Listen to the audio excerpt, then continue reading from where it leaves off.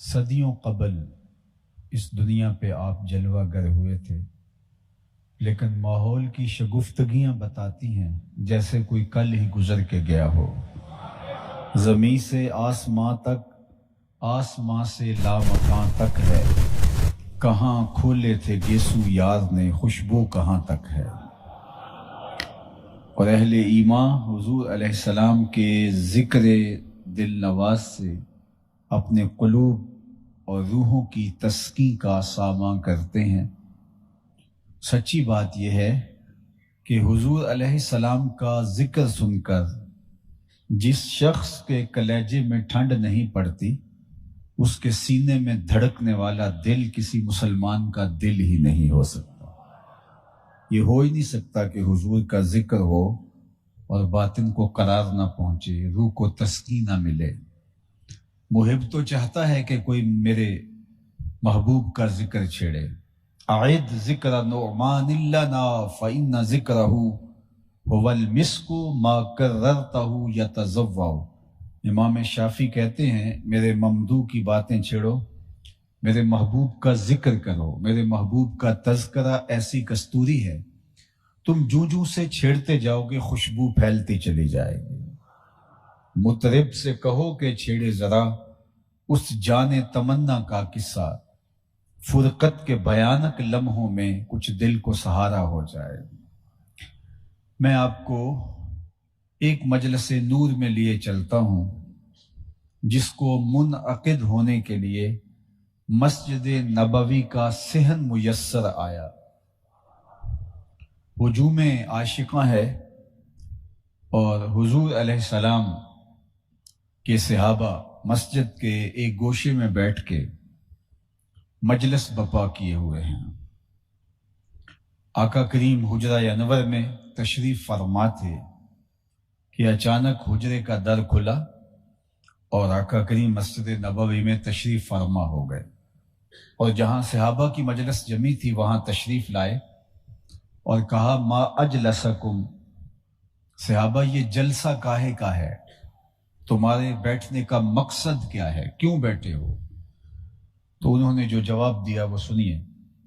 انہوں نے کہا جلسنا نذکر اللہ و نحمدہ علی ما ہدانا لدینہ و من علینا بکا۔ حضور ہمارے بیٹھنے کا مقصد یہ ہے کہ ہم اللہ کی حمد بیان کر رہے ہیں، اس کا شکرانہ ادا کر رہے ہیں اس بات پر کہ اس نے ہمیں ہدایت دین دی اور آپ کی صورت میں ہمارے اوپر احسان فرمایا۔ آج کی مجلس اس لیے بپا ہوئی ہے کہ آپ کی صورت میں جو اللہ کی نعمت ہمیں نصیب آئی، ہم اس پر اس کا شکر ادا کرنے کے لیے یہاں جمع ہیں۔ یہ ہے ہمارے بیٹھنے کا مقصود۔ اب بات تو سادہ سی تھی، لیکن آقا کریم نے فرمایا کہ مجھے قسم دے سکتے ہو، حلف اٹھا سکتے ہو کہ تمہارے بیٹھنے کا یہی مقصد ہے؟ تو صحابہ نے برجستہ کہا جی حضور، ہم اس پہ حلف دینے کے لیے تیار ہیں۔ کوئی آپ سے پوچھے کہ آج یہاں اس ہال میں کیوں جمع ہو، تو آپ کا برجستہ جواب ہوگا حضور کے ذکر کو سننے کے لیے آج ہم یہاں آئے ہیں۔ تو اگر وہ کہے کہ نہیں قسم دو تو آپ کو حیرت کا جھٹکا تو لگے گا کہ یہ کوئی قسم لینے والی بات ہے۔ لیکن حضور نے جب کہا صحابہ تم اسی لیے یہاں بیٹھے ہو، اس بات پر قسم دے سکتے ہو؟ انہوں نے کہا جی حضور ہم قسم دے سکتے ہیں۔ تو آقا کریم نے فرمایا پھر قسم دیجئے۔ صحابہ نے باقاعدہ حلف اٹھایا۔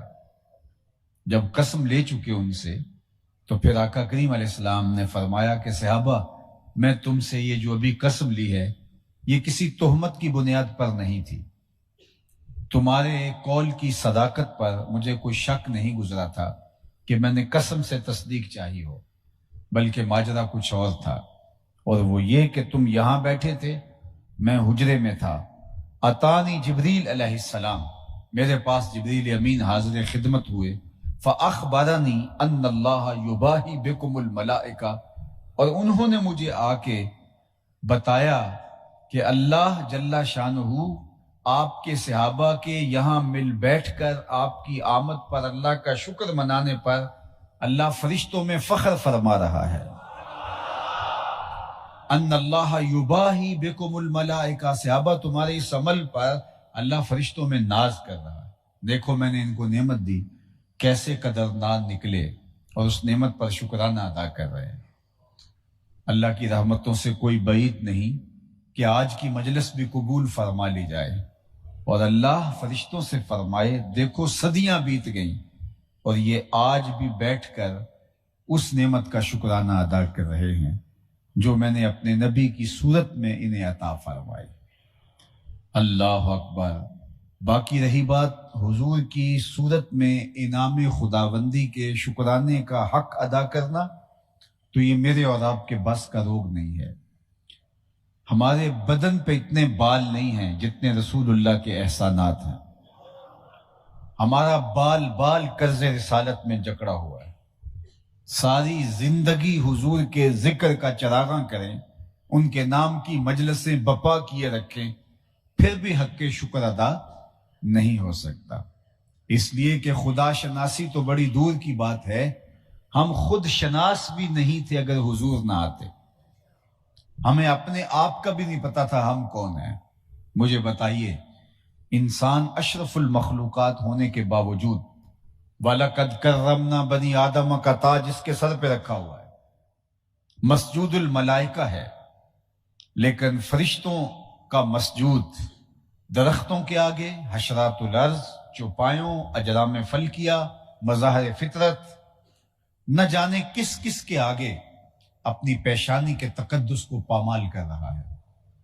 انسان کی تاریخ تو اتنی شرمناک ہے کہ یہ جو کانٹے سے کیچوا لگا کے مچھلی پکڑی جاتی ہے، اس مچھلی کو پکڑنے کے لیے کانٹے کے ساتھ جو کیچوا لگایا جاتا ہے، ایک زمانے میں یہ بھی انسان کا معبود رہا۔ اس نے بچھوؤں کو، سانپوں کو، حشرات الارض کو اور کیچووں کو اپنا خدا مانا، چلتی ہواؤں کو، بہتے پانیوں کو اور جلتی ہوئی آگ کو اس نے اپنا معبود مانا۔ اس نے درختوں کو، نباتات کو، بہائم کو، چوپایوں کو، درندوں کو، مٹی کے مادوں کو، پتھر کے اصنام کو، لکڑی کے اوثان کو اور اپنے تراشیدہ بتوں کو اپنا معبود مانا۔ مجھے یہ بتائیے کہ جسے یہ بھی نہیں پتا تھا میں کون ہوں، وہ خدا شناسی کی منزل کیسے پا سکتا تھا؟ تبھی تو وہ درختوں کو پوج رہا ہے جو اس کی خدمت کے لیے بنائے گئے۔ هو الذی خلق لکم ما فی الارض جمیعا، زمین میں جو کچھ ہے حضرت انسان کے لیے پیدا کیا گیا ہے۔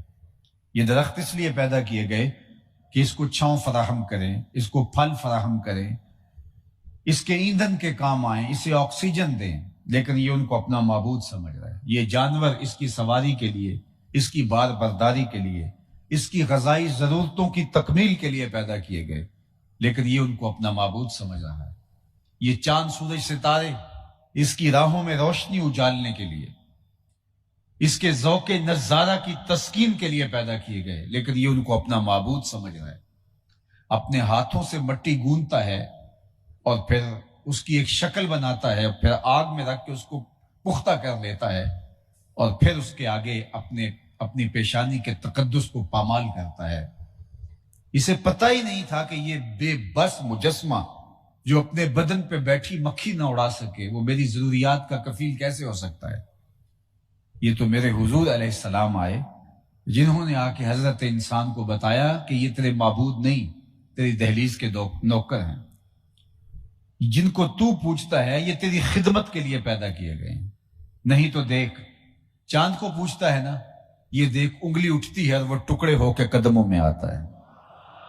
سورج کی پرستش کرتا ہے، یہ دیکھ اشارہ ہوتا ہے وہ بھاگتا ہوا عصر کے وقت پہ آتا ہے۔ درختوں کو پوچھتا ہے، جا میں نہیں تو ہی کہہ دے تمہیں اللہ کا رسول بلا رہا ہے، اور وہ بھاگتے ہوئے حضور کے قدموں میں آ کے سلامیاں دیتے ہیں۔ اللہ اکبر۔ اب انسان کو پتا چلا کہ میں کون ہوں۔ خود سے ملاقات اس کی اب ہوتی ہے جب حضور کا در نصیب ہوتا ہے۔ اب اس کا بدلا ہوا لہجہ محسوس کیجئے۔ جب خود شناسی کا نور ملا، جب اپنے آپ سے ملاقات ہوئی اور اسے سمجھ آئی کہ کائنات تو میرے گرد گھوم رہی ہے، اے تماشا گاہ عالم روئے تو کجا بہر تماشا می روی۔ یہ اگر اتار لیں تو بہت اچھا ہو۔ وہ اقبال نے کہا تھا، نظارے کے لیے جنبش مژگاں بھی بھار ہے، نرگس کی آنکھ سے تجھے دیکھا کرے کوئی۔ تو کبھی کبھی آنکھ کا جھپکنا بھی طبیعت پہ بوجھ بن جاتا ہے۔ تو ہمارے ہاں جو محافل کا کلچر ہے اس میں یہ شور و غل بھی چلتا رہتا ہے اور محفل بھی چلتی رہتی ہے، نوٹ بھی اڑتے رہتے ہیں اور محفل بھی چلتی رہتی ہے، لیکن ہم آپ کا زیادہ وقت نہیں لیں گے۔ میری گفتگو 10 سے 15 منٹ کا سفر طے کر گئی ہے اور زیادہ سے زیادہ 30-35 منٹ کا سفر باقی ہے، تو اس لیے ایک ایک لمحے کی طرف مجھے اور آپ کو توجہ کرنا ہوگی، تو تاکہ یکسو ہوں گے تو پھر بات پہنچنے میں آسانی ہوگی۔ تو میں گزارش کروں گا کہ اپنی ساری توجہات سمیٹ کے آپ میری جانب لگا دیجئے گا تاکہ بات آپ تک پہنچ جائے۔ تو بات کر رہا تھا کہ انسان جن کو اپنا معبود سمجھتا ہے اور اپنی پیشانی کا تقدس جن کے آگے پامال کرتا ہے، یہ اس کی خدمت کے لیے، اس کی نوکری کے لیے، اس کی ضرورت کے لیے پیدا کی گئی ہیں چیزیں۔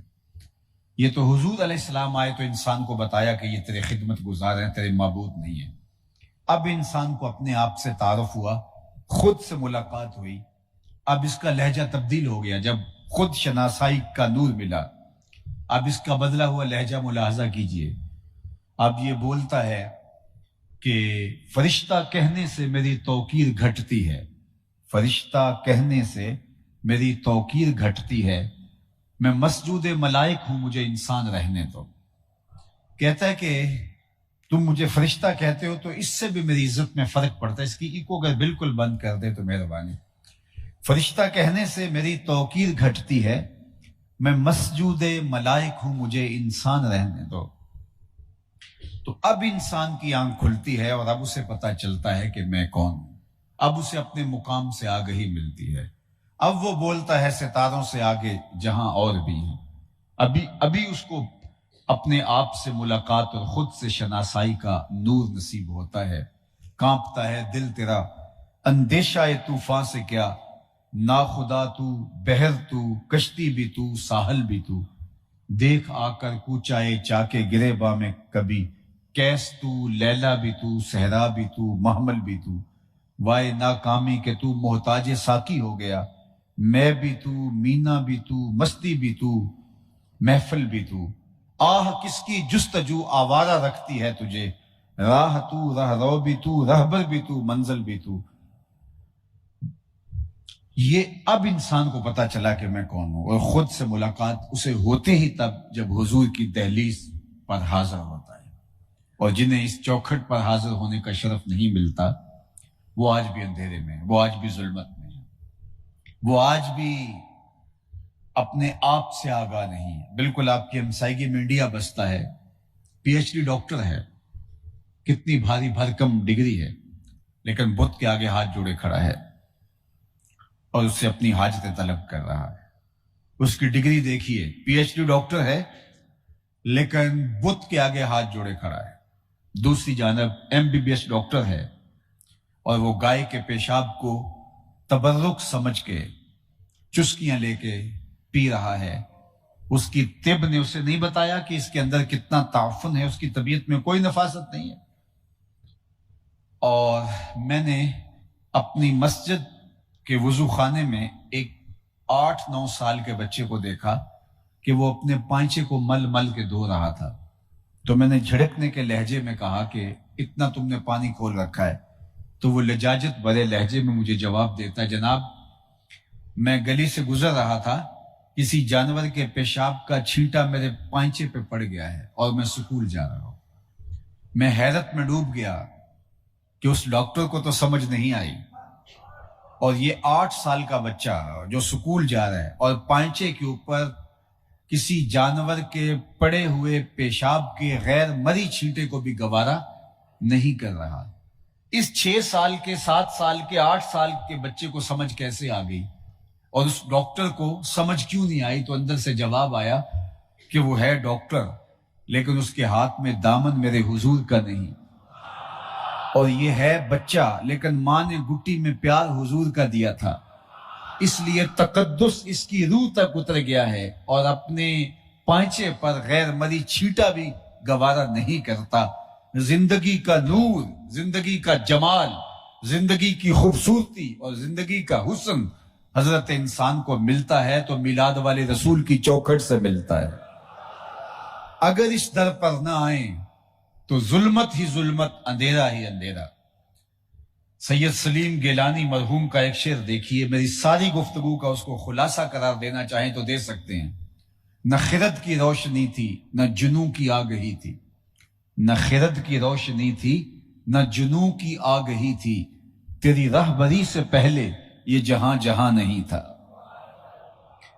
تیرے آستاں سے پہلے کوئی آستاں نہیں تھا، میں وہ زمین تھی جس کا کوئی آسمان نہیں تھا۔ تو زندگی کا سارا نور، زندگی کا سارا جمال اور زندگی کی ساری خوبصورتیاں حضرت انسان کو ملی تو میلاد والے رسول کی چوکھٹ سے نصیب۔ بچہ بچہ اس کہانی کو جانتا ہے کہ باپ اپنی بیٹی کو زندہ درگور کر دیتا ہے کہ یہ میرے لیے باعث آر ہے، کل میرا کوئی داماد نہ کہلائے۔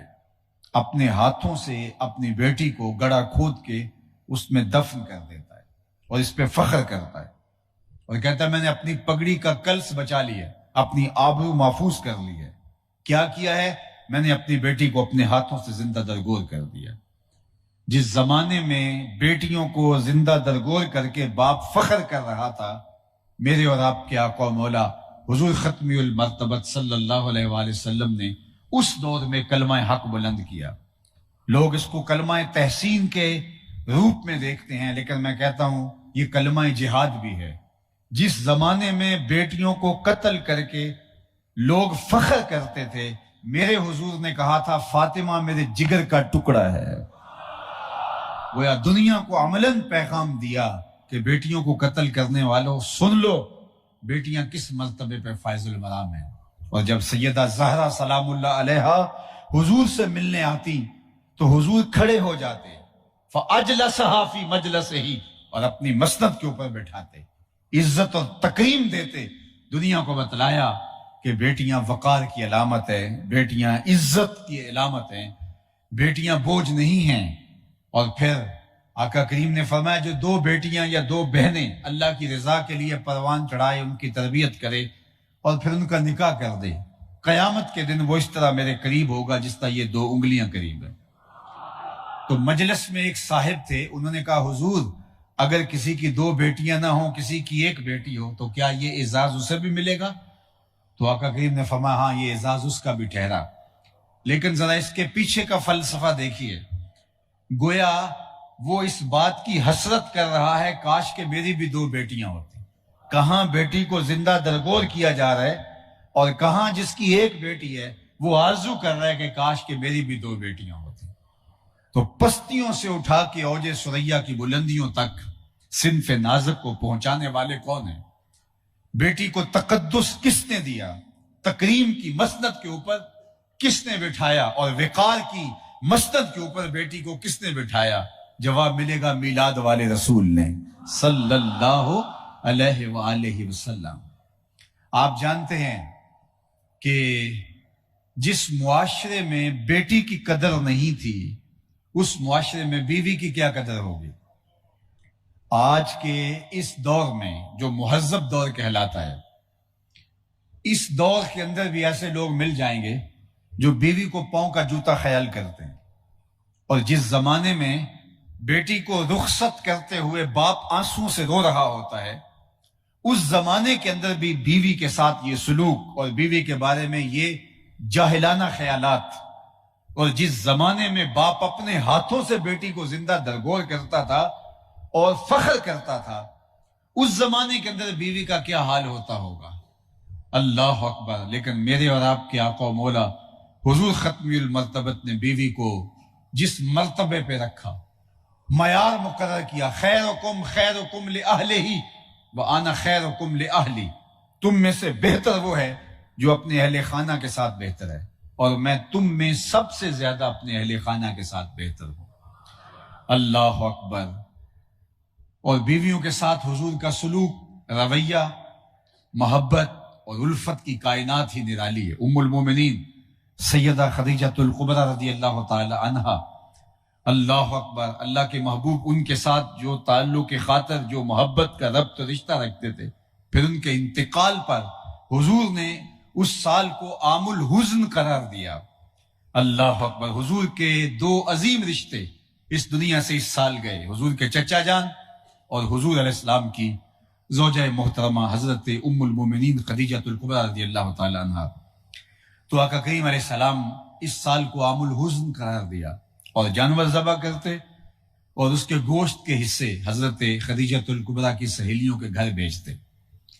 ام المومنین حضرت سیدہ عائشہ رضی اللہ تعالیٰ عنہ فرماتی ہیں کہ میرا ان سے جو رشتہ تھا تو مجھ سے نہ رہا گیا، تو میں نے ایک دن کہہ دیا، حضور آپ کو اللہ نے بہتر ازواج عطا کر دی، آپ اس خاتون کا ذکر بار بار کرتے ہیں بڑھاپے کی وجہ سے جس کے ہونٹوں کے گوشے بھی رنگ بدل گئے تھے۔ تو آقا کریم نے فرمایا، عائشہ مجھے خدیجہ کے بارے میں تکلیف نہ دینا، جب پورے مکے نے میرا انکار کیا تھا اس نے میرا اقرار کیا تھا۔ اللہ اکبر۔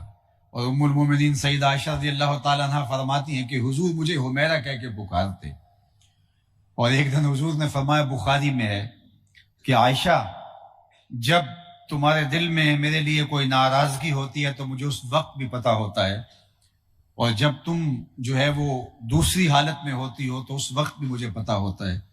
تو عرض کی حضور کیسے؟ فرمایا کہ جب تمہارے دل کے اندر کوئی ایسی بات نہیں ہوتی اور جب بات قسم کی آتی ہے تو تم کہتی ہو لا ورب محمد صلی اللہ علیہ وآلہ وسلم، مجھے محمد کے رب کی قسم۔ اور جب دل میں کوئی ایسی بات چل رہی ہوتی ہے تو اس وقت قسم کی نوبت آئے تو تم بولتی ہو لا ورب ابراہیم، مجھے ابراہیم کے رب کی قسم۔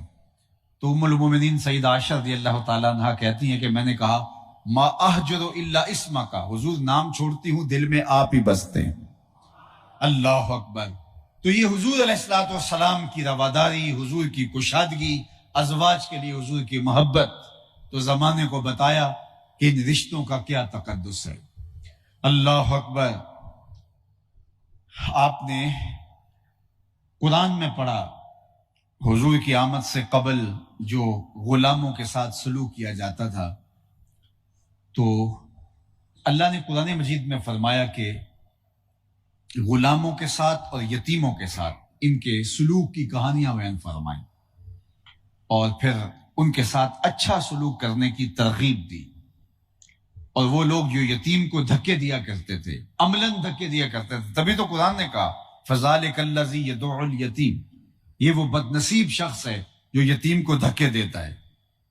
تو یتیم کو عملاً دھکے دیتے تھے اس لیے کہ وہ یتیم کو منحوس خیال کرتے تھے، وہ کہتے تھے کہ یتیم منحوس ہے، اس لیے ہم اپنے بچوں کو اس کے ساتھ کھیلنے کی اجازت نہیں دیں گے کہ وہ نحوست نہ در آئے۔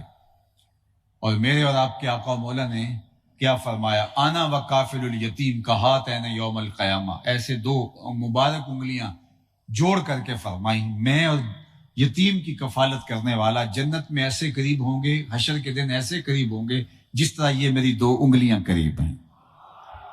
کہاں یتیم کو دھکے دیے جا رہے ہیں اور کہاں یتیم کی کفالت کرنے والا حضور کا ساتھی بنتا ہے۔ اللہ اکبر۔ مجھے آپ بتائیے سب سے اچھا گھر اس کائنات میں کون سا ہے؟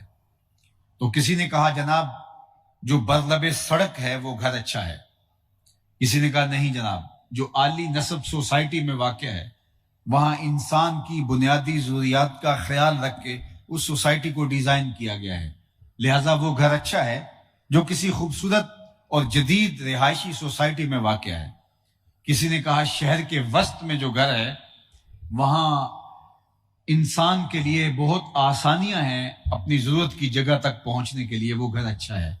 کسی نے کہا نہیں جو برلب ساحل ہے، سمندر کنارے ہے، دور تک پھیلے ہوئے پانیوں کا منظر، نظارے تسکین پہنچاتے ہیں، وہ گھر اچھا ہے۔ کسی نے کہا دامن کوہ میں واقع گھر بہت اچھا ہے، کسی نے کہا پہاڑ کی چوٹی پر گھر بہت اچھا ہے، کسی نے کہا جو بہت کشادہ ہو۔ لیکن میرے حضور علیہ السلام نے ارشاد فرمایا سب سے اچھا گھر وہ ہے جس میں یتیم رہتا ہو اور اس کی عزت بھی ہوتی ہو، چاہے وہ 2 مرلے کا جھونپڑا کیوں نہ ہو، جس گھر میں یتیم کو پناہ دے دی جائے اور اس کو عزت کے ساتھ جس گھر میں رکھا جائے، وہ بادشاہوں کے محل سے بھی زیادہ اللہ کو محبوب ہے۔ اس پر اللہ کی رحمتیں اترتی ہیں اور فرشتے سلامیاں کرنے آتے ہیں ایسے گھر کو جس گھر میں کوئی یتیم رہتا اور اس کی تکریم اور اس کی عزت بھی ہوتی ہے۔ اللہ اکبر۔ ہمارے دین نے تو ہمیں یہاں تک ترغیب دی کہ جب بچے اکٹھے کھیل رہے ہوں اور تمہارا بچہ بھی ان بچوں میں کھیل رہا ہو اور تم نے اپنے بچے کو بلانا ہو تو اس کا نام لے کر اس کی آواز نہ دو، اس کو بیٹا کہہ کے آواز نہ دو، اس کا نام لے کے اس کو پکارو۔ عرض کی گئی جناب اس کو اگر بیٹا کہہ کے پکاریں گے تو حرج بھی کیا ہے، آخر وہ ہمارا بیٹا ہی تو ہے، اس کا نام لینا ضروری کیوں ٹھہرا ہے؟ تو جواب آیا کہ جب بچے مشترک کھیل رہے ہوں تو اپنے بیٹے کو بیٹا کہہ کے آواز نہیں دینی، بلکہ تم نے اس کا جو نام رکھا ہے اس نام سے پکارنا ہے، اس لیے کہ اگر تم اس کو بیٹا کہہ کے آواز دو گے ہو سکتا ہے کھیلنے والے بچوں میں کوئی یتیم بچہ بھی کھیل رہا ہو، اور تم جب اپنے بیٹے کو بیٹا کہہ کے آواز دو گے تو تمہارے لہجے کے اندر جو مٹھاس ہے اور بیٹا کہتے ہوئے جو سرور اور کیفیت پیدا ہوتی ہے تو اس کا دل دکھ جائے گا، میرا باپ ہوتا تو آج مجھے بھی بیٹا کہہ کے پکارتا۔ ہمارے دین نے بیوہ کے سامنے اپنی بیوی سے اظہار ملاطفت کرنے سے روک دیا۔ بیوہ کے سامنے اپنی بیوی سے پیار کا اظہار نہ کرو، غریب کے سامنے اپنی دولت کی نمائش نہ کرو۔ اللہ اکبر۔ بلکہ میرے حضور علیہ السلام نے تو یہاں تک فرمایا اپنے گوشت کی خوشبو سے غریب ہمسائے کو تکلیف نہ دو، یا تو تھوڑا سا پانی زیادہ ڈال لو اور شوربے کی ایک پیالی ہمسایوں کے گھر بھی بیچ دو، اور اگر ایسا نہیں کر سکتے تو ایسے زاویے اور ایسے وقت میں کھانا پکاؤ جب غریب کے بچے سو چکے ہوں۔ ایسا نہ ہو کہ مزدور کے بیٹے بچے ضد کر بیٹھے اور وہ ان کی ضد پوری نہ کر سکے، تو اس درد کا اس دکھ کا مداوع کہاں ہوگا، اس درد کا درما کہاں ہوگا؟ تو اس لیے تم اپنے گوشت کی خوشبو سے بھی غریب کو تکلیف نہ دو۔ یہ ہمارے دین کا مزاج ہے، ہمارا دین ہمیں اس بات کی ترغیب دیتا ہے۔ اللہ اکبر۔ ہمارے ہاں تو ایک رسم وکالہ ہے، جب ہم اپنی بیٹی کا نکاح کرتے ہیں تو اس کا جہیز چارپائیوں پہ پھیلا دیتے ہیں اور لوگوں کو دکھاتے ہیں کہ جناب دیکھو ہم نے اس قدر اپنی بیٹی کو دیا تو تم نے اپنی بیٹی کو، لوگوں کو دکھلاتے پھرتے ہو صرف داد وصول کرنے کے لیے، لیکن تم نے یہ نہ سوچا کہ تمہاری بیٹی کا جہیز دیکھنے کے لیے اس غریب کی بیٹیاں بھی آئیں، غربت کی وجہ سے جن کے رشتے قبول نہیں ہو رہے، وہ مزدور کی بیٹیاں جو بڑھاپے کے باوجود مزدوروں والے اڈے پہ جا کے بیٹھ جاتا ہے اور اس لیے رشتہ قبول نہیں اس کی بیٹی کا ہوتا کہ اس کے پاس دینے کے لیے کچھ نہیں ہے، اور جب وہ آج مزدوری نہیں ملی اور پھر خالی گھر لوٹتا ہے تو کوئی جانتا ہے اس کے قدم کتنے بوجھل ہوتے ہیں؟ کوئی سمجھتا ہے کہ اس کے قدموں پر کس قدر وزن ہوتا ہے؟ گھر کی دہلیز عبور کرنا اس کے لیے کتنا مشکل ہوتا ہے؟ تمہاری بیٹی کا جہیز دیکھنے کے لیے اس غریب کی بیٹی نے بھی سفر کیا اور وہ بھی آ کے تمہاری بیٹی کا جہیز دیکھ کے گئی، تم نے تو داد وصول کر لی، لوگوں نے کہا واہ واہ کمال ہو گئی، لیکن اس کے رشتے ہوئے زخموں پر پھاہا کون رکھے گا؟ اس کے درد کا درما کون کرے گا؟ تارا ٹوٹتا سب نے دیکھا، یہ نہ دیکھا ایک نے بھی، کس کی آنکھ سے آنسو ٹپکا، کس کا سہارا چھوٹ گیا۔ اس درد کا مداوع کس کے پاس ہے؟ یہ میرے حضور کا دیا ہوا دین ہے، یہ میرے حضور کا لایا ہوا نظام شریعت ہے۔ لوگوں کا احساس کرنا، لوگوں کے دکھوں میں ان کے درد کا مداوع کرنا۔ اللہ کے محبوب علیہ السلام نے وضو کیا اور وضو کا پانی صحابہ زمین پہ نہیں گرنے دیتے اور اپنے ہاتھوں پہ لے لیتے ہیں اور اپنے چہروں پہ مل لیتے ہیں، اور جس کو وہ پانی میسر نہیں آتا وہ ان صحابہ کے گیلے ہاتھوں سے ہاتھ رگڑ کے اپنے چہروں پہ مل لیتے ہیں۔ جب صحابہ کا یہ منظر دیکھا تو آقا کریم نے فرمایا ما حملکم علی ھذا، اے صحابہ بتا سکتے ہو تمہیں اس عمل پر کس نے ابھارا؟ میں نے تو یہ حکم نہیں دیا کہ میرے وضو کے پانی کو بھی زمین پر نہ گرنے دو، یہ میرا تمہیں ترغیب دینے کا کوئی عمل تمہارے سامنے نہیں ہے، یہ تمہارا اپنی طرف سے مزاج ہے، لیکن بتاؤ اس کا داعیہ کیا ہے؟ ما حملکم علی ھذا، تمہیں اس عمل پر کہ میرے وضو کے پانی کو بھی زمین پر نہیں گرنے دے رہے کس چیز نے ابھارا؟ تو انہوں نے برجستہ کا حب اللہ و رسولہ ہی، اللہ اور اس کے رسول کی محبت نے ہمیں اس بات پہ ابھارا کہ آپ کے وضو کے پانی کو بھی زمین پر نہ گرنے دے۔ آقا کریم نے ان کی اس محبت کی نفی نہیں کی، لیکن حضور نے ایک تاریخ ساز جملہ ارشاد فرمایا صحابہ جو چاہتا ہے کہ اللہ اس کے رسول سے محبت کرے اور اللہ اور اس کا رسول اس سے محبت کرے، اس کو 3 کام کرنے ہوں گے۔ یعنی تمہارا یہ عمل کہ تم میرے وضو کے پانی کو زمین پہ نہیں گرنے دے رہے مقبول ہے، مستجاب ہے، لیکن کہیں اس عقیدت کے رنگ میں پورے دین کو اس طرح نہ سمجھ لینا کہ بس ہمارے لیے یہی کافی ہے اور باقی پورے دین سے اور باقی سارے معاملات حیات سے تم یکسر بے نیاز ہو جاؤ۔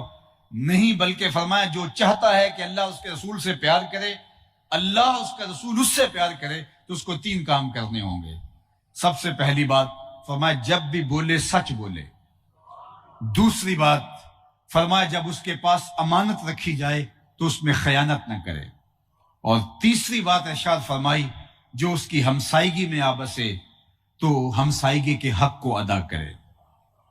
کہ تمہارا یہ عمل کہ تم میرے وضو کے پانی کو زمین پر نہیں گرنے دیتے، تمہارا یہ عمل بہت اچھا ہے، لیکن اس عمل کی کیفیت میں کہیں اس طرح نہ گم ہو جانا کہ تمہیں آداب شریعت بھول جائیں اور تم شریعت کی لازمی چیزوں کو فراموش کر دو۔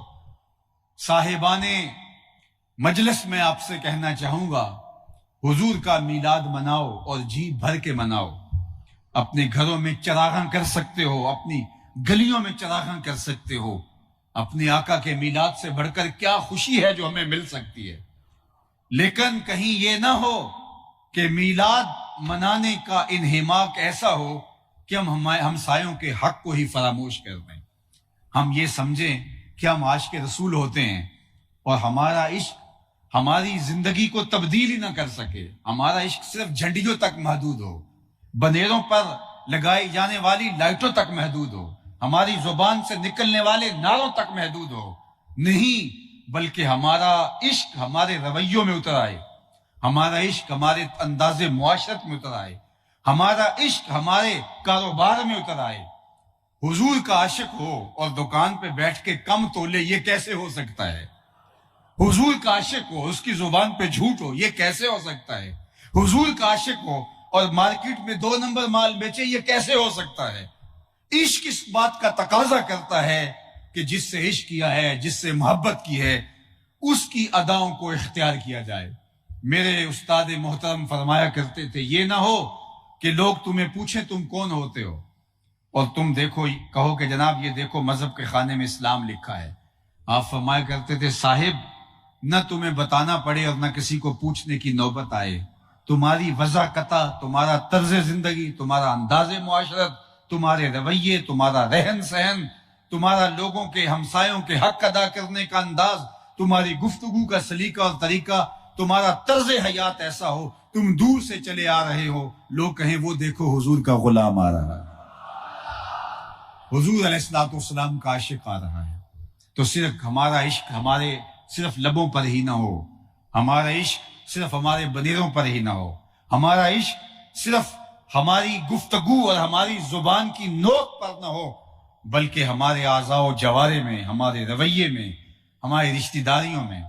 دور سے تو بڑا اچھا لگتا تھا کہ یہ عاشق رسول ہے، لیکن کسی نے رشتہ داری کر کے دیکھی تو پھر پتا چلا کسی کی بیٹی بیاہ لائے تو اس کو لونڈی بنا کے گھر رکھ رہے ہیں اور زبان سے کہتے ہیں کہ اس جیسا زمانے میں کوئی نہیں۔ اب پتا چلے گا کہ کس طرح کا تو عاشق رسول ہے، تیرا رشتہ داروں کے ساتھ سلوک کیا ہے، تیرا دوستوں کے ساتھ سلوک کیا ہے، منڈی کے اندر تیرا رویہ کیا ہے، وعدہ کرتا ہے اس کی تکمیل کیسے ہوتی ہے۔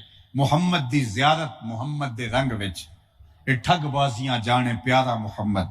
میں اور آپ اپنے طرز زندگی کو یوں وضع کریں اور اس انداز سے اپنی زندگی گزاریں کہ دور سے لوگ پہچان کے کہیں کہ یہ حضور علیہ السلام کا غلام ہے، اور حضور علیہ السلام کے غلام ایسے ہی ہوا کرتے ہیں۔ سوامی لکشمن پرشاد ایک انڈین رائٹر ہے، اس نے کتاب لکھی، اس کتاب کا نام ہے عرب کا چاند۔ 250-300 صفحات پر مشتمل یہ کتاب اتنی خوبصورت ہے کہ جیسے سطروں میں چراغ رکھے ہوں، اس کو پڑھ کے ایمان تازہ ہوتا ہے۔ کسی نے سوامی سے پوچھا کہ مسلمانوں کے نبی کی سیرت پر اتنی خوبصورت کتاب لکھی جس کو پڑھ کے ایمان کو تازگی اور جلا ملتی ہے، تو خود مسلمان کیوں نہیں ہو گیا؟ تو سوامی لکشمن پرساد نے جو جواب دیا وہ تاریخ کے ریکارڈ پہ ہے۔ اس نے کہا جب مسلمانوں کے نبی کی سیرت لکھنے کے لیے امہات کتب سیر کا مطالعہ کیا تو میرے دل میں یہ جذبہ انگڑائیاں لینے لگا کہ میں اس نبی کا غلام کیوں نہیں بن جاتا۔ لیکن جب میں دور موجود کے مسلمانوں کو دیکھا تو میں نے کہا میں ہندو ہی ٹھیک ہوں۔ تو کیا میرا اور آپ کا رویہ لوگوں کے اسلام لانے کے لیے رکاوٹ تو نہیں بن رہا؟ یہ مجھے سوچنا ہوگا۔ میں نے کسی جگہ پہ کہا تھا اور بڑے زور سے کہا تھا کہ بر صغیر پاک و ہند کے اندر پیغمبر نہیں آئے، بر صغیر پاک و ہند کے اندر جو ہے وہ صحابی نہیں آئے، اولیاء آئے ہیں، بزرگ آئے ہیں، اور انہوں نے آ کر کے، وہ بھی عرب تاجر آئے تھے، اور انہوں نے آ کر یہاں لوگوں کو دین دیا اور لوگ اسلام قبول کر لے۔ چند لوگ یہاں آئے اور اپنے ساتھ اسلام لے کر آئے، اور آج بر صغیر پاک و ہند کے اندر جو ہے وہ دنیا کے اوپر بسنے والے لوگوں کا آدھا حصہ صرف یہاں بستا ہے، صرف بر صغیر پاک و ہند کے اندر۔ تو یہ اتنی بڑی مسلمانوں کی تعداد کیسے ہو گئی؟ یہاں تو سے کوئی پیغمبر نہیں اٹھا، لیکن جو آئے انہوں نے کردار اتنا اچھا چھوڑا کہ اس کردار کی چمک سے، اس کردار کے زور سے لوگوں کے سینے میں ایمان کا نور اترا۔ آج عرب کے لوگ، آج عجم کے لوگ، بلاد اسلامیہ کے لوگ پورے یورپ میں، پورے امریکہ میں، آسٹریلیا میں اور دیگر بلاد غرب میں پھیلے ہوئے ہیں، اور ہمارا کبھی جانا ہوتا ہے تو والدین کہتے ہیں کہ جناب کوئی طریقہ بتاؤ کہ ہم اپنی اولاد کو کس طرح اس ماحول سے بچا سکیں۔ وہ تو چند لوگ آئے تھے اور کفر میں انہوں نے آ کے اسلام کا جھنڈا گاڑ دیا، اور آج انہی کی اولادیں یورپ میں ہیں، اور آج وہ اس فکر مند میں ہیں ان کو مسلمان کیا کرنا ہے۔ وہ کہتے ہیں بتائیے ہم اپنی اولادوں کو یہاں کیسے بچا سکیں؟ تو پھر ہمیں سوچنا ہوگا کہ ہم کس طرح کے مسلمان ہیں۔ مسلمان کے اندر جب زور ہوگا تو وہ اثر انداز ہوگا۔ شیخ سعدی فرماتے ہیں میں حمام میں گیا اور وہاں میں نے مٹی دیکھی، اس سے خوشبو آ رہی تھی۔ میں نے اس کو کہا تو مشک ہے، عنبر ہے، کستوری ہے؟ اس نے کہا میں مٹی ہوں، لیکن میں چند دن پھول کی صحبت میں رہی ہوں۔ جمال ہم نشیں در من اثر کر، وگرنہ من ہما خاکم کے ہستم۔ میرے ہم نشیں کا جمال میرے اندر سرایت کر گیا، ورنہ ذات کی تو میں مٹی ہوں، لیکن پھول کا رنگ ڈھنگ اور پھول کی خوشبو میرے اندر بس گئی ہے۔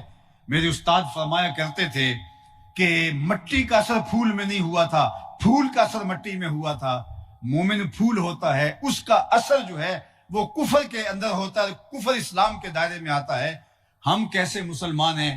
ہم جب جاتے ہیں کفر کے دور میں تو ہم کہتے ہیں ہمارے اوپر اثر ہو رہا ہے، ہماری اولادیں ہمارے ہاتھ سے نکل رہی ہیں، تو پھر ہمارے لیے سوالیہ نشان ہے کہ ہم کس طرح کے مسلمان ہیں کہ ہم سے اپنی اولادیں نہیں بچ پا رہی۔ ہم دنیا کے اوپر کس طرح اسلام کا غلبہ کرنا ہے، اس لیے ہم نے دیکھنا ہے کہ ہم مسلمان کس طرز کے ہیں۔ اقبال نے کہا تھا دل مومن ہے تیرا نہ میرا، تو بھی نمازی میں بھی نمازی۔ ہمارا ایمان ایسا ہے کہ اس سے کفر خندہ زن ہے، کفر ہنس رہا ہے ہمارے ایمان پر۔ اس لیے ہمیں اپنے ایمان کو مضبوط کرنا ہوگا، اپنے باطن کو مضبوط کرنا ہوگا۔ اور میں سمجھتا ہوں کہ میلاد النبی صلی اللہ علیہ وآلہ وسلم کا موسم اپنے آقا و مولا کے ساتھ ہمارے تعلق کی مضبوطی کا ذریعہ ہے، عشق رسول کے فروغ کا ذریعہ ہے۔ لیکن مجھے افسوس سے کہنا پڑتا ہے کہ ہماری مجالس اور ہماری محافل یہ ان لوگوں کے ہتھے چڑھ گئی جو باقاعدہ جو ہے وہ دین کے نام پہ کاروبار کر رہے ہیں۔ یہ ایک بہت بڑی انڈسٹری بن گئی ہے، یہ مجالس، یہ محافل، اور میں کیا کہوں، آپ سب جانتے ہیں اس دور موجود میں، اس آگہی کے زمانے میں، اس شعوری دنیا میں، اس سوشل میڈیا کے زمانے کے اندر کوئی کسی سے مخفی نہیں رہا کہ کس کا کیا ریٹ ہے، اور کون حلق سے اوپر بولتا ہے اور کس کی آواز دل سے نکلتی ہے۔ اور پھر کیا ہوا، صفیں کج دل پریشاں سجدے بے ذوق، کہ جذب اندروں باقی نہیں ہے۔ ہماری آج سریلی اور دل آویز آوازیں، مکفہ اور مسجع خطبے بھی دلوں میں نہیں اترتے، اور بلال کا اشہد بھی اندر کو ہلا کے رکھ دیتا تھا۔ اشہد و بلال عند اللہ اشہد، بلال کا اشہد بھی اللہ کے ہاں اشہد مان لیا جاتا تھا، اس لیے کہ وہ اندر سے بولتے تھے اور ہماری صرف زبان طوطے کی طرح بولتی ہے۔ تو کہا کہ اگر تم اپنے آپ کو بدلنا چاہتے ہو اور اپنی زندگی کو تبدیل کرنا چاہتے ہو تو اپنے رویوں میں، اپنے انداز میں تبدیلی لاؤ۔ میں کہتا ہوں ضرور اپنے بنیرے پہ چراغاں کرو، میلاد کا موسم ہے اور اس میں کوئی حرج نہیں ہے۔ جو لوگ اس پر بات کرتے ہیں مجھے اس پہ بھی حیرت ہوتی ہے، کیا حضور کا ذکر کرنے کے لیے بھی کوئی دلیل چاہیے؟ اپنے محبوب سے محبت کرنے کے لیے بھی کوئی دلیل چاہیے؟ کبھی ایسا ہوا ہے کہ بات پھولوں کی چھڑی ہو اور بلبل کہے کہ لکھا کہاں ہے؟ بات شمع کی ہو رہی اور پروانہ دلیلیں ڈھونڈ رہا ہو، اور یہ بھی ممکن نہیں کہ بات سرکار مدینہ کی ہو رہی ہو اور امتی کو کسی دلیل کی ضرورت ہو۔ محب کے لیے اس سے بڑا سرمایہ کوئی نہیں کہ کوئی اس کے محبوب کا ذکر چھیڑ دے، اور ہمارے لیے تو ان کا نام، ان کا ذکر اس قدر قرار قلب اور تسکین ہے جہاں ہے کہ جو ہی ان کا نام لبوں پہ آتا ہے روح تک ٹھنڈک اترتی ہے۔ ان کا نام لبوں پر آئے میٹھا میٹھا منہ ہو جائے، ان کے بول بہاروں جیسے اور اصحاب ستاروں جیسے، ان سا پیارا اور نہ کوئی، ان سے بچھڑ کے لکڑی روئی، جب وہ سیر کو جایا کرتے سر پہ بادل سایہ کرتے۔ ہم تو اس نبی کے ماننے والے، لیکن میں آپ سے بھی کہوں گا کہ آپ کا عشق صرف بنیروں پر چراغاں تک محدود نہ رہے۔ جس طرح بنیروں پر چراغاں کر لیا، کوئی دیا لے کے دل کی اندھیر نگری میں بھی آؤ، کوئی چراغ یہاں بھی روشن کرو۔ جس طرح گلیوں میں صاف صفائی کر رہے ہو کہ یہاں سے جلوس گزرنا ہے، وہاں سے کوڑے کرکٹ کے ڈھیر اٹھا کے پھینک رہے ہو، کیوں صاحب؟ کہا پتہ نہیں میلاد کا موسم ہے، یہاں جلوس گزرنا ہے۔ جس طرح گلیاں صاف کی ہیں، کوئی جھاڑو لے کے دل نگر کی گلیوں میں بھی آؤ۔ یہاں بھی حسد کے کوڑے پڑے ہوئے ہیں، یہاں بھی جو ہے وہ حقد کے، بغض کے، کینے کے اور نفرتوں کے ڈھیر لگے ہوئے ہیں۔ کوئی کوڑا لے کے آؤ اور دل کی دنیا میں بھی اترو اور دل کی گلیاں بھی صاف کرو۔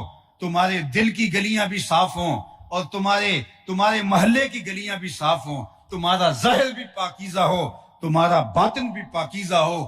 چوں بنا میں مصطفیٰ خانم درود، از خجالت آب می گردد وجود، عشق می گوید کے محکوم غیر، سینائے تو از بتا مانند دیر، تا نداری از محمد رنگ و بو، بر زبان خود میالہ نام او۔ اور اگر اس کا ایک شعر میں ترجمہ کرنا چاہوں تو میرے شیخ نے کہا، یاری لاتوں پاک نبی سنگ، اے پر پوری یاری، پھر درود قبول ہے تیرا لکھ نلوں ایک واری۔ اس لیے اپنے اس دل کو ان کی آماجگاہ بنائیے، اپنے باطن کے قرار اور تسکین کا سامان کیجیے، اور من میں چراغاں کیجیے اور باطن میں روشنیوں کا سامان کیجیے۔ گزرتے ہوئے لمحے، یہ تیزی کے ساتھ بڑھتا ہوا آگے وقت، ان سارے اوقات کو، ان ساری گھڑیوں کو اللہ اس کے رسول کے نام پر لگا دیجئے، اور اپنا ظاہر بھی، اپنا باطن بھی، چونکہ تقاضا محبت کا یہ ہے کہ محبوب کا حکم تو دور کی بات ہے، اس کی منشا اس کے لیے کافی ہوتی ہے۔ مدینہ المنورہ کی ایک گلی سے حضور گزر رہے تھے اور ایک انصاری صحابی کا مکان بن رہا تھا، اور وہ جو تعمیر کی ہیئت تھی حضور کو اس طرح کے مکان پسند نہیں تھے۔ حضور علیہ السلام نے پوچھا یہ کس کا مکان ہے؟ کہا فلاں کا۔ حضور گزر گئے، کسی نے اس کو جا کے بتایا حضور گزرے تھے، تیرا مکان دیکھا تھا، چہرے پہ پسندیدگی کے آثار نہیں آئے، شاید حضور نے پسند نہیں کیا۔ 2-4 دن گزرے، حضور دوبارہ پھر وہاں سے گزرتے ہوئے دیکھا کہ ملبے کا ڈھیر پڑا ہوا ہے، تو آقا کریم نے پوچھا یہ مکان تھا؟ اس کی حضور اس نے گرا دیا ہے۔ فرمایا اسے بلاؤ، بلایا گیا، کہا میں گزرا تھا اور تیرا مکان دیکھا تھا اور آج ملبے کا ڈھیر دیکھ رہا ہوں۔ عرض کی حضور میں نے گرا دیا ہے۔ فرمایا کیوں؟ عرض کی سنا تھا آپ کو پسند نہیں، سنا تھا آپ کو پسند نہیں، میں سر سے لے کر پاؤں تک دیکھوں میرا کیا کیا حضور کو پسند نہیں، میں عقیقے ولیمے سے لے کر کے اپنی زندگی کی آخری سانس تک دیکھوں میرا کیا کیا حضور کو پسند نہیں ہے، میں اپنی نجی زندگی سے لے کے سیاسی حیات تک دیکھوں میرا کیا کیا حضور کو پسند نہیں ہے۔ بحرین سے ایک صحابی آئے، حضور کو انہوں نے سلام کیا، آقا نے رخ پھیر لیا، جواب نہیں دیا۔ وہ سمجھے شاید حضور کی توجہ نہیں ہوئی، تو جدھر حضور نے رخ کیا تو ادھر سے جا کے سلام کیا، تو آقا کریم نے پھر رخ کا پھیر لیا۔ سمجھ گئے کہ حضور ناراض ہیں، لیکن انہیں یہ سمجھ نہیں آ رہی تھی کہ ناراضگی کی وجہ کیا ہو سکتی ہے۔ تو وہ صحابہ سے پوچھنے لگے کہ میں ایک عرصے کے بعد آیا ہوں، میری سمجھ میں نہیں آ رہا کہ حضور کی ناراضگی کا سبب کیا ہے، تم کچھ جانتے ہو تو مجھے بتاؤ، حضور مجھ سے ناراض ہیں۔ میں نے سلام دیا، حضور نے قبول نہیں کیا، پھر دوسری مرتبہ دیا، حضور نے قبول نہیں کیا، تمہیں کوئی معلوم ہے کہ حضور کی ناراضگی کا سبب کیا ہو سکتا ہے؟ تو انہوں نے کہا کہ یہ جو تم نے سونے کی انگوٹھی پہن رکھی ہے، حضور اس سے منع فرما چکے ہیں، ان الذهب والفضة حرام لذکور امتی، سونا اور چاندی میری امت کے مردوں کے لیے حرام ہے۔ جو تم یہاں تھے نہیں اور تمہیں یہ حکم معلوم نہیں تھا، تو شاید حضور اس کو آتش دوزخ کا انگارہ قرار دے چکے ہیں، تو ناراضگی کا سبب شاید یہ ہو۔ وہ آگے بڑھے اور ایسے انگوٹھی اتار کے حضور کے ہاتھ میں دیتے ہوئے کہا، حضور اس لیے ناراض ہیں تو یہ رہی۔ حضور نے انگوٹھی پکڑی اور یوں پھینک دی۔ ناراضگی کی وجہ بھی یہی تھی۔ بیٹھ گئے، مجلس چلتی رہی، جب اختتام کو پہنچی لوگ اٹھ کے گھروں میں جانے لگے اور یہ بھی پلٹے، تو کسی نے توجہ دلائی، جناب وہ انگوٹھی تو اٹھا لو، تم تو شرعاً نہیں پہن سکتے، تمہاری بیوی تو پہن سکتی ہے، تو تم اس انگوٹھی کو اٹھا لو۔ تو صحابی کا جواب سنیے، اور میری گفتگو اختتام کو پہنچی۔ اس صحابی نے کہا، واللہ لا آخذہ ابدا وقد طرحہ رسول اللہ صلی اللہ علیہ وآلہ وسلم۔ اس نے کہا، اللہ کی قسم میں اس پڑی ہوئی انگوٹھی کو کبھی بھی نہیں اٹھاؤں گا جس کو میرے حضور نے پھینک دیا ہے۔ میں اور آپ ذرا اپنے اوپر غور کریں، ہم کوئی ایسی رسم تو نہیں اٹھائے پھر رہے جو حضور نے پھینک دی ہے، کوئی ایسی عادت تو نہیں اٹھائے پھرے جو حضور پھینک دی ہے، کوئی ایسا طرز زندگی تو نہیں اٹھائے پھر رہے جو حضور علیہ السلام نے پھینک دیا ہے۔ اگر تو ایسا ہے تو پھر ہمیں حضور کی خوشنودی کے لیے اس کو پھینکنا ہوگا، لیکن اگر زندگی ہم اپنی خواہش کی گزار رہے ہیں، جس طرح ہم چاہتے ہیں، جس طرح ہمارا نفس ہم سے تقاضا کرتا ہے، اور ہم کہتے ہیں کہ جناب ہم صرف حضور کو اس بات سے راضی کر لیں گے، آپ خود فریبی میں مبتلا ہیں۔ حضور علیہ الصلوۃ والسلام اس بات پہ راضی ہیں کہ کوئی بندہ میرے بتائے ہوئے طریق کے مطابق چلے۔ فرمایا جو میری سنت پہ عمل کرے گا اللہ اس کو 4 چیزوں سے نوازے گا، المحبت فی قلوب البررہ والہیبت فی قلوب الفجرہ والسعۃ فی الرزق والسقۃ فی الدین۔ اور دوسری جانب فرمایا جس نے میری سنت سے منہ موڑا اس سے میرا کوئی تعلق اور واسطہ نہیں ہے۔ آئیے میں اور آپ آج کی اس مجلس نور میں یہ عہد کر کے جائیں کہ اپنی ساری زندگی حضور کے نام پہ لگا دیں گے اور اپنا جینا مرنا حضور علیہ الصلوۃ والسلام کی راہوں کے مطابق مرتب کر لیں گے، پھر یہ دنیا بھی ہماری ہے، وہ جہاں بھی ہمارا ہے۔ اقبال کے سارے کلام کا رس نچوڑیں تو خلاصہ یہ نکلتا ہے کہ محمد سے وفا تو نے تو ہم تیرے ہیں، یہ جہاں چیز ہے کیا لوح و قلم تیرے ہیں، وآخر دعوانا ان الحمدللہ رب العالمین۔